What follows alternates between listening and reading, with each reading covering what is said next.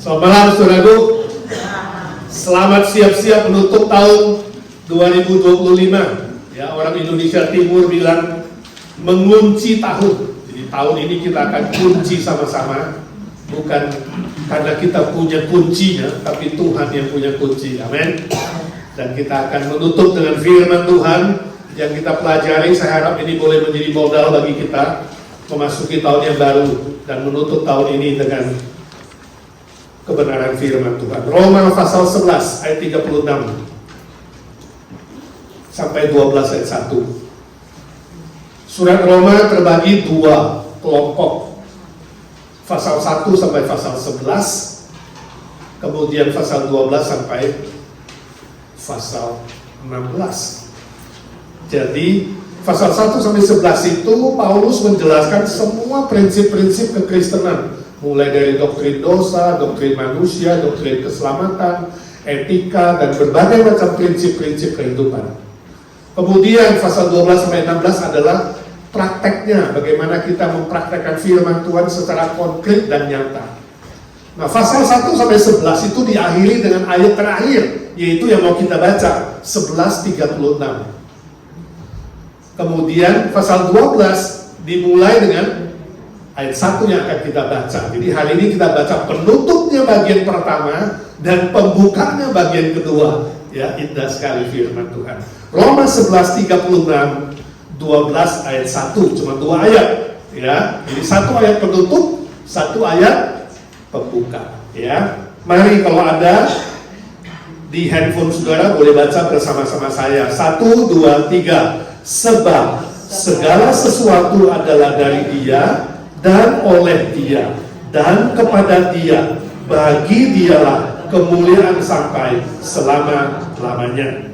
12 ayat 1. Karena itu saudara-saudara, demi kemurahan Allah aku menasihatkan kamu supaya kamu mempersembahkan tubuhmu sebagai persembahan yang hidup, yang kudus dan yang berkenan kepada Allah. Itu adalah ibadahmu yang sejati. Saudara, di Amerika ada seorang petenis profesional, orang hitam, kulit hitam yang sangat terkenal, ya, namanya Arthur Ashe. Dia 3 kali juara Grand Slam yang sangat-sangat bergengsi. Ya, Amerika Open 1968 dia juara 1, Australia Open 1970 dia juara 1, kemudian Wimbledon 1975 dia juara 1. Setelah dia dapat Wimbledon beberapa tahun kemudian, dia kena serangan jantung 1979. Dan kemudian dia 2 kali harus dioperasi. Waktu operasi itulah ada transfusi darah, dan darah yang masuk ke dalam dirinya ternyata adalah mengandung HIV. Dia kena penyakit HIV yang sangat-sangat berbahaya itu. Banyak penggemarnya kaget setengah mati. Kemudian salah satunya menulis surat kepada dia.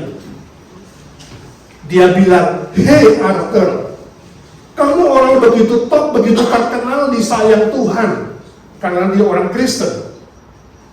Kenapa Tuhan memberi izin kamu sakit HIV? Di mana Tuhanmu? Ya. Kenapa harus kamu yang sakit HIV? Pernah gak kamu tanya Tuhan, Tuhan, God, why me? Kenapa aku harus kena ini? Penyakit yang sangat berbahaya itu." Kemudian Arthur Ashe menjawab penanyanya, penggemarnya itu. Dia bilang, di dunia ini ada 50 juta manusia ingin main tenis, tetapi hanya 10% yang akhirnya benar-benar bisa main. Dan ada 500.000 dari yang bisa main itu mau jadi pemain profesional, dan hanya 10% yang bisa masuk ke dalam dunia profesional. Dan dari dunia profesional itu hanya ada 5.000 orang yang bisa ikut bertanding. Dan dalam 5.000 itu kemudian dia katakan hanya 50 orang yang bisa mencapai Wimbledon. Dan di semifinal tersisa 4 orang, final tersisa 2 orang, dan kemudian yang juara hanya 1, yaitu saya. Bayangkan, jadi dari 50 juta itu dia terpilih jadi juara Wimbledon. Arthur Ashe mengatakan, kawanku, ketika saya memegang piala Wimbledon juara 1, saya tidak tanya kepada Tuhan, kenapa aku Tuhan? Kenapa pilih aku jadi juara 1? Aku gak pernah tanya. Dan sekarang ketika di dunia yang penuh sakit penyakit ini, aku terizinkan untuk mendapatkan sakit HIV ini. Pantaskah aku bertanya kepada Tuhanku, why me God? Kenapa aku Tuhan? Jelas tidak pantas. Bagus ya. Saya senang membaca kesaksian dia. Ya. Bagi dia, Arthur Ashe seorang Kristen yang teguh, dia katakan apapun yang terjadi, aku tetap yakin Tuhan tidak pernah salah. Aku yakin dia selalu benar, dia selalu baik, dan aku mau setia beriman dan menyembah kepada Tuhan. Saudara, saya tidak tahu apa yang terjadi padamu di tahun 2025 ini. Apakah sampai hari ini ketika saudara duduk di sini masih ada pertanyaan-pertanyaan yang kamu tidak mengerti? Dan kamu masih bertanya, Tuhan, kenapa aku harus alami ini? Kenapa perusahaanku harus bangkrut? Kenapa pacarku meninggalkan aku? Kenapa aku sakit bertahun-tahun gak sembuh? Kenapa A, kenapa B, kenapa C? Mungkin kau masih bertanya itu, seolah-olah Tuhan itu bertanggung jawab atas kesalahan atau atas dosa dan kejahatan yang ada di bumi ini. Seringkali orang Kristen gak pernah tanya iblis, padahal iblislah sumber dosa dan kejahatan dan penderitaan. Tanahnya Tuhan. Seolah-olah Tuhan yang harus bertanggung jawab atas semua kesusahan dan penderitaan di bumi. Tahun 2005 tentu bagi banyak orang bukan tahun yang mudah, bukan. Ada bencana alam di Indonesia, ada banjir bandang yang telah memakan korban begitu banyak. Ada korban perang, ada korban kecelakaan, ada korban sakit penyakit, ada korban berbagai macam kejahatan di bumi ini. Saya tidak tahu bagaimana situasi hidup saudara di 2025. Banyak senangnya atau banyak susahnya? Ayo, banyak senangnya angkat tangan. Yang banyak susahnya angkat tangan. Yang gak berani angkat tangan. Atau yang gak bawa tangan. Kalau mau dibanding dan ditimbang, banyak susahnya atau banyak senangnya? Banyak memuji Tuhannya atau banyak mengeluh sama Tuhan, marah, bertanya-tanya sampai saat ini masih belum mengerti? Saudaraku, sejak dosa masuk ke dunia ini, penderitaan di bumi bukan makin berkurang. Ini nubuat Tuhan Yesus di Matius 24 dalam khotbah terakhir. Zaman akhir, Yesus berkata apa? Kelak akan datang penderitaan yang sangat besar. The Great Tribulation is coming. Jangan mengharapkan bumi makin enak.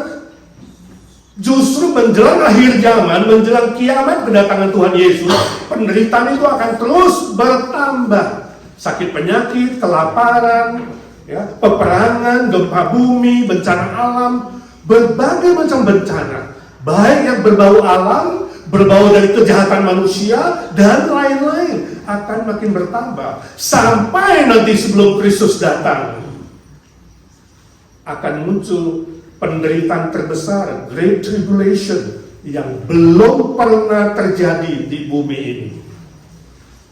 Waktu COVID-19, masih ingat 2019 berarti itu banyak yang mati dan orang-orang pikir bahwa ini kiamat. Saya bilang, beberapa orang yang tanya saya bilang belum.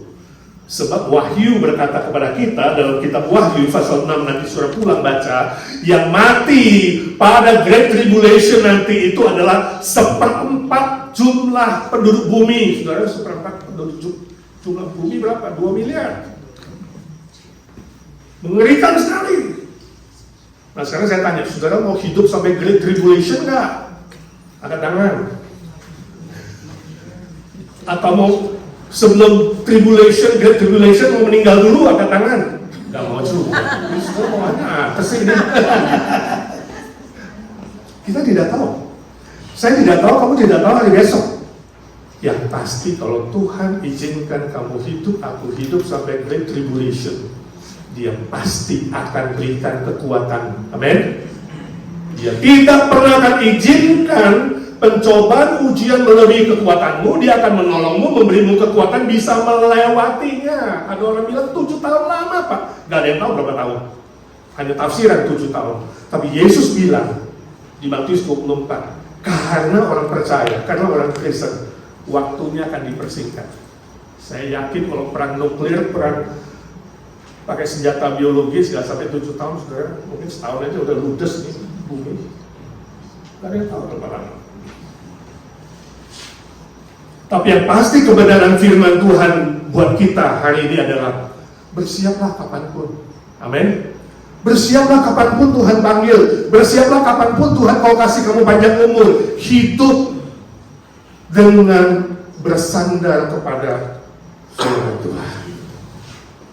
Itu sebabnya tadi Paulus menulis di kesimpulan dari Roma 1 sampai 11 ayat terakhir, ya, sebab segala sesuatu adalah dari Dia. Artinya apa? Allah itu sumber. Kamu butuh kekuatan, Dia kasih kamu kekuatan. Dia sumber segalanya. Kamu butuh berkat, Dia sumber berkat. Kamu butuh penghiburan, Dia sumber penghiburan. Dia sumber segala sesuatu. Dari Dia, oleh Dia. Oleh Dia berarti Dia memegang kuasa. Dia memegang kontrol segala sesuatu. Jangan pikir Tuhan tidak hadir dalam penderitaanmu. Jangan pikir Tuhan tidak hadir dalam kesusahanmu. Dia ada di sana, Dia hadir. Dia pegang kendali. Walaupun keadaan kelihatannya tidak mendukung dan seolah-olah negatif, Dia mengkontrol segala sesuatu dengan kuasanya, dengan kasih. Itu sebabnya pasti mendatangkan kebaikan bagi orang percaya. Kepada Dia, itu muara hidup kita, ujung hidup kita. Saudara tidak hidup untuk dunia, tidak hidup untuk manusia, tidak hidup untuk yang lain-lain, hidup untuk Tuhan. Sebab kepada Dia hidup kita itu, baik hidup baik mati kita milik Tuhan. Amin.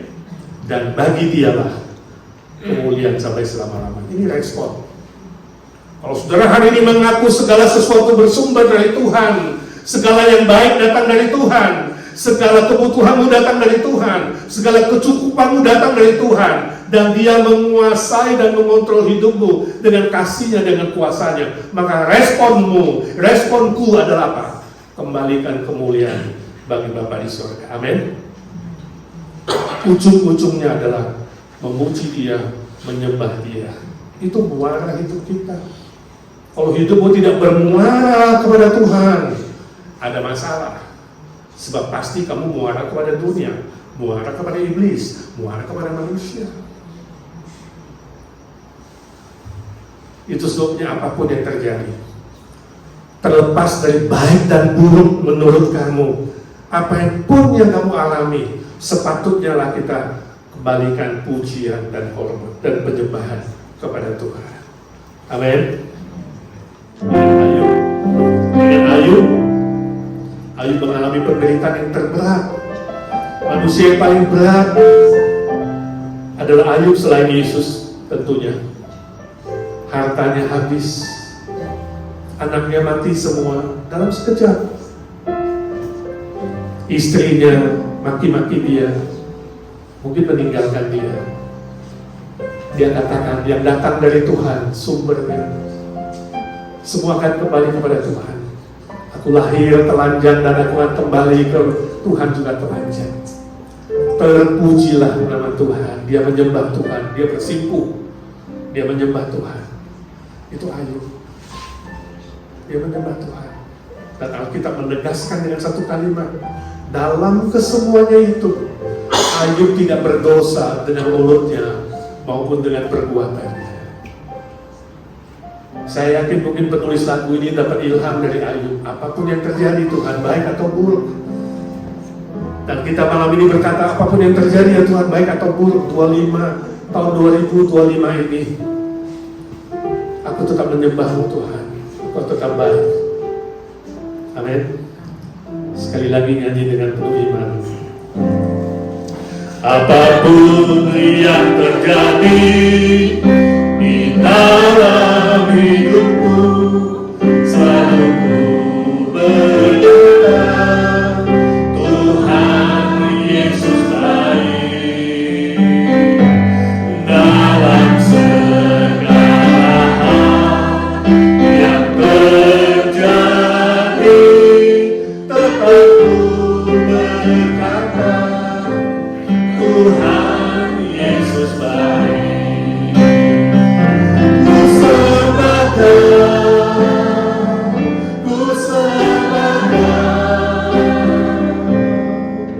tak dapat ku membalas kasih-Mu.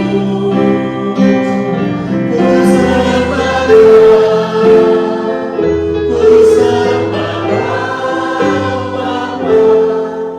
ku rindu selalu menyenangkan-Mu. Ku rindu selalu menyenangkan-Mu. Ku rindu selalu menyenangkan-Mu. Satu hari seorang anak muda datang kepada saya, dia panggil Kok saya lihat di gereja kita ini banyak yang gak beres. Loh, maksudmu apa? Ya, dia mulai kritik lah, WL-nya lah, singersnya lah, paduan suaranya lah, pemudanya lah, letoy lah, ya kan, makanannya lah, banyak yang dikritik. Saya bilang begini aja, kamu kan udah cukup lama di sini, sudah lebih 3-4 tahun, mari lihat ada hal-hal yang perlu dikoreksi bersama. Gak ada gereja yang sempurna. Kalau ada gereja yang sempurna, you pindah ke sana jadi gak sempurna, sebab you tidak sempurna. Ya, tapi mari melayani sama-sama. Ya, mari. Karuniamu apa? Pakai karuniamu, kita layani sama-sama. Ya, ya saya tahu karunia saya apa. Dia mahasiswa cukup pintar, ambil master kalau salah. Itu saya tahu karunia saya kok. Apa sih? Mengkritik. Karena dia kritik, ya saya bisa melihat semua ini salah, ini gak benar. Saya bilang, kamu sesat kamu ya, gak baca Alkitab kamu ya. Di mana Alkitab pernah bilang karunia mengkritik?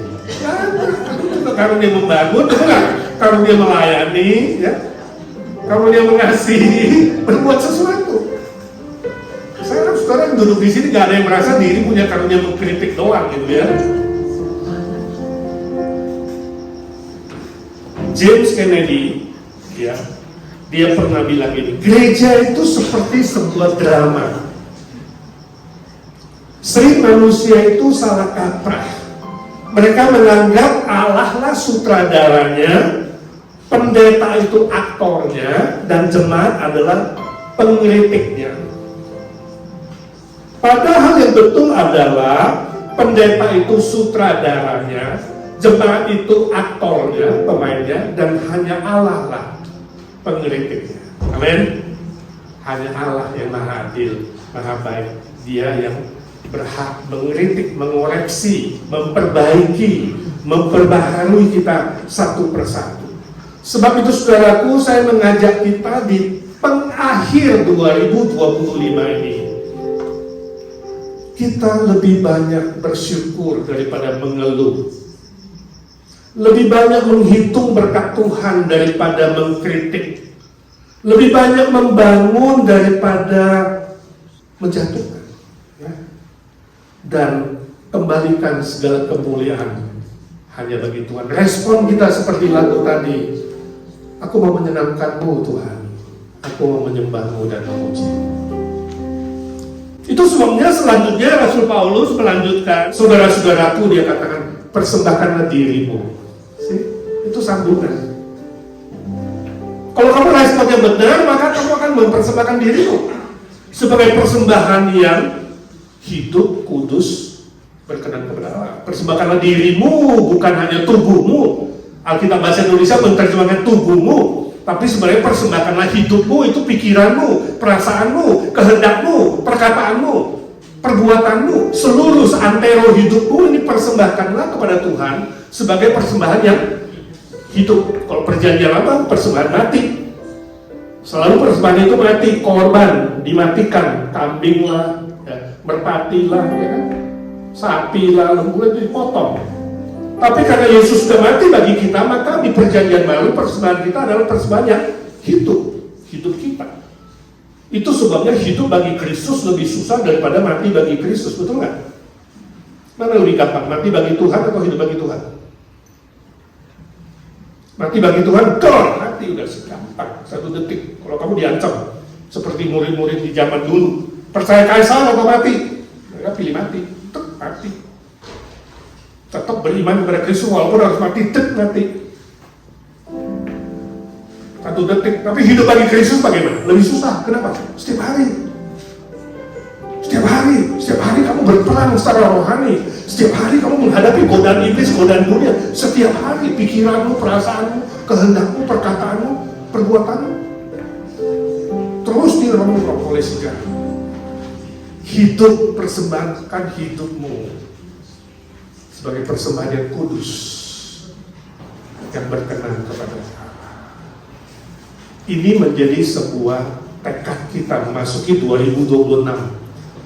Tema kita bersyukur dan pengabdian diri. 2025 kita bersyukur, 2026 kita mengabdi. Pengabdian diri, persembahan yang hidup, kudus, dan berkenan kepada Allah. Itu pengabdian. Pengabdian diri kita sebagai wujud syukur atas berkat Tuhan, atas karunia Tuhan, atas sepanjang 2025. Tekad kita adalah, ya Tuhan, aku mau mengabdi. Kalau orang Jawa itu ya bisa jadi abdi dalam, itu luar biasa loh, betul nggak? Bisa terpilih menjadi hamba di istana sultan atau raja, itu pilihan loh, disebut abdi dalam. Ya. Nah kita ini abdi Kristus, lebih gede loh. Sebab Kristus itu raja segala raja. Kalau sultan di Jogja cuma punya 1 Jogja, betul nggak? Ini raja kita, raja segala raja. Kalau kita bisa jadi abdinya Kristus, wah itu luar biasa. Jadi kalau ketemu orang nanti dia tahu, Happy New Year, apa cita-citamu? Abdi Kristus. Wah, keren kan? Kalau orang Jawa yang jadi abdi dalam, cuma abdi dalam, cuma hambanya sultan. Kita hambanya raja segala raja. Ini tekad kita, ini cita-cita kita 2026 menjadi hamba Kristus. Semua orang Kristen adalah hamba. Kristus Tuhan segala Tuhan, Allah segala.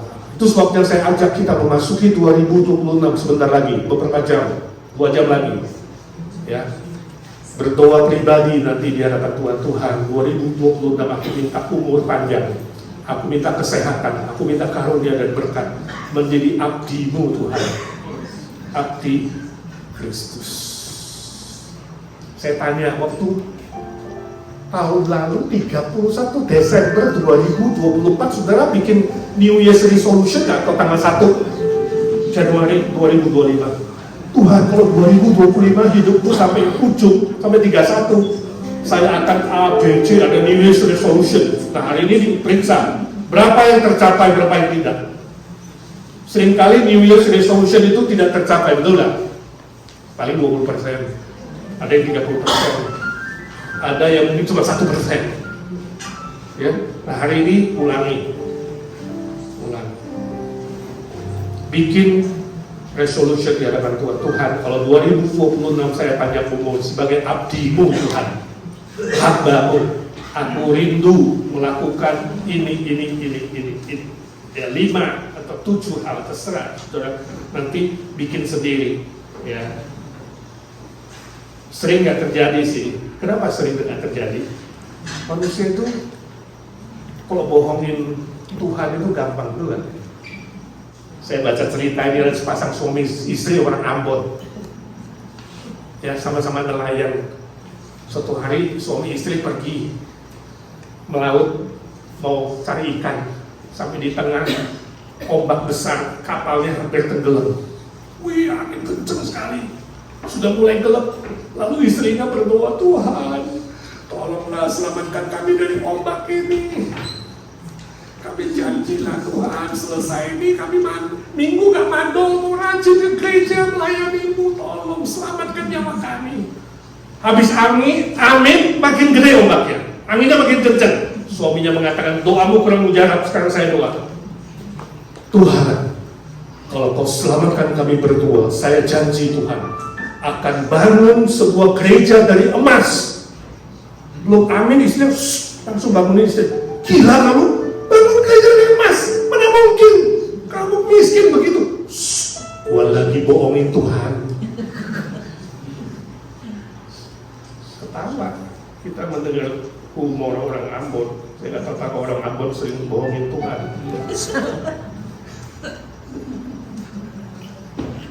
Tapi orang yang bukan Ambon juga bisa bohongin Tuhan. Gampang kan? Janji-janji. Apalagi waktu udah kepepet. Lagi gawat begitu, biasanya doanya lebih serius, betul nggak? Tapi malam hari ini kita semua diberi kesehatan, kekuatan di sini. Mari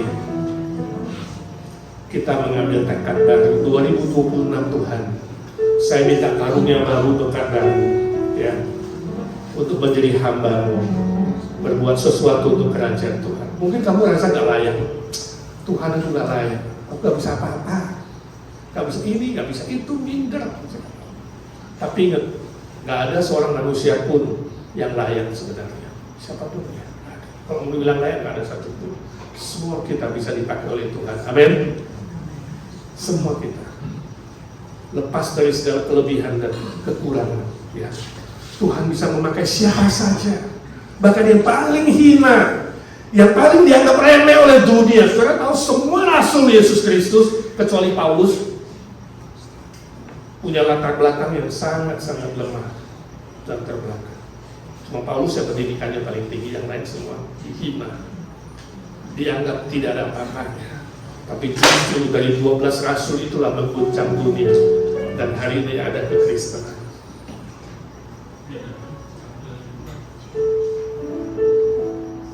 Suatu hari ada dua tempayan berdiskusi, merasa tidak layak karena tempayan itu retak dan setiap kali tuannya mengambil air selalu bocor. Dari sungai ambil penuh dua tempayan kiri kanan, sampai di rumah tuannya tinggal setengah atau sepertiga. Mereka merasa sedih. Untuk apa kita kerja di sini? Ya, lebih baik kita give up sajalah. Bilang sama bos, gak usah kerja. Kita gak efektif. Dialah ambil air penuh dari sungai, kembali ke rumah tinggal seperempat. Rupanya bosnya dengar. Dia bilang, hei ketua, abdiku, kalian adalah tempayan yang paling berguna. Jangan cuma lihat sendiri, lihat ketika aku balik dari rumah ke kali dan dari kali balik. Lihat di kiri kananmu, itu ada kembang-kembang yang terus berbunga setiap hari. Siapa yang lakukan pekerjaan itu? Kalian berdua lah. Tahukah kalian sepertiga air yang habis, seperempat air yang habis, itu ternyata telah menyiram bunga di kiri kanan sepanjang jalan dari rumahku ke kali dan dari kali ke rumah. Seringkali kamu tidak sadar ketika kamu berbuat sesuatu yang kecil untuk Tuhan, untuk kerajaan, ada hasilnya. Kamu tidak tahu, tapi suatu hari kamu tahu apa yang kamu lakukan untuk Tuhan tidak pernah sia-sia. Amin. Amin. Jadi mau dipakai Tuhan? Ngomong aja gak lemes, gimana itu mau dipakai Tuhan? 2026 mau semakin dipakai Tuhan, amin? Mari kita bangkit berdiri, ambil tekad baru di hadapan Tuhan. Ya, ikuti saya. Tahun 2026, aku mau lebih mengenal Tuhan. Aku mau lebih mengenal firman Tuhan. Aku mau mengasihi orang lain, mengasihi keluargaku, Layani pekerjaan. Oh Tuhan, tolonglah aku. Oh Tuhan, tolonglah. Terima kasih Tuhan, kau dengar tekad anak-anakmu malam ini. Itu menjadi tekad kami ya Tuhan. Kalau Tuhan memberkati kami memasuki 2026, kami minta panjang umur, kesehatan, berkat baru, anugerah baru, karunia-karunia yang kami butuhkan untuk pelayanan, segala kecukupan jasmani dan rohani dan materi. Tuhan, kau berjanji kau memberi keselamatan dan berkat-berkat yang berlimpah, supaya kami menjadi abdi-Mu, menjadi hamba-Mu. Beri kami rasa syukur yang tidak pernah habis. Beri kami tekad baru mengabdi diri kepada Tuhan seumur hidup kami. Lebih mengasihi Tuhan, lebih mengasihi firman Tuhan, lebih mengasihi gereja Tuhan, lebih mengasihi sesama kami, mengasihi keluarga, mengasihi jiwa-jiwa yang belum diselamatkan. Kami rindu berbuah bagi kerajaan-Mu dan kebenaran-Mu. Ya Tuhan, dengar doa kami. Setiap pribadi yang sungguh-sungguh bertekad mengambil sebuah pengabdian diri yang baru di hadapan Tuhan, hamba-Mu minta dalam nama Tuhan Yesus Kristus, lindungi mereka dari mana bahaya, jauhkan dari segala sakit penyakit, berikan sukacita surga, damai sejahtera, dan semua berkat-berkat yang dibutuhkan. Damai sejahtera kasih Allah Bapa yang tak terhingga, kasih karunia kekuatan surgawi, sukacita yang datang dari Tuhan Yesus Kristus, kekuatan, kuasa, penghiburan, dan pimpinan Roh Kudus menyertai saudara-saudara sekalian. Mulai hari ini, ketika kita menutup 2025 dan membuka tahun 2026 bersama-sama dengan Tuhan, menyertai saudara, menaungi saudara, memayungi saudara, baik keluar dan masuk, sampai selama-lamanya. Amin.